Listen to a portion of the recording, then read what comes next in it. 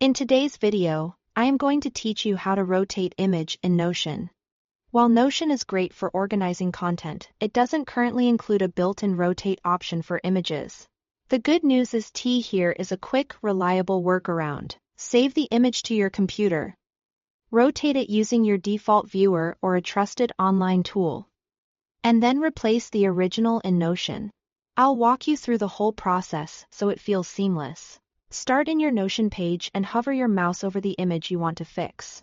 You'll see a small toolbar appear on or near the image. Click the three-dot menu or use the download icon to save a copy of the image to your computer. If you are prompted to choose a location, pick a folder you can find easily, like your desktop or downloads. It can help to rename the file to something clear, such as image rotated, so you don't mix it up later. Next, rotate the image on your computer. Double-click the file to open it in your default photo viewer. On Windows, that's usually the Photos app.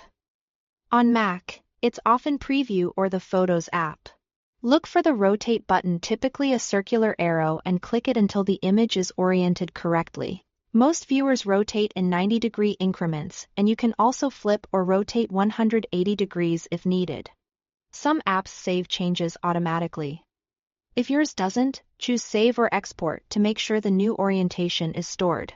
Try to keep the same file type like PNG or JPG, and avoid compressing the image if you want to preserve quality.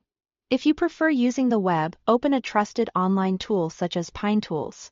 Upload your image, choose the rotation amount, 90, 180, or 270 degrees, apply the rotation, and download the new file. Again, keep track of the file name so you can find it quickly. Now, return to Notion.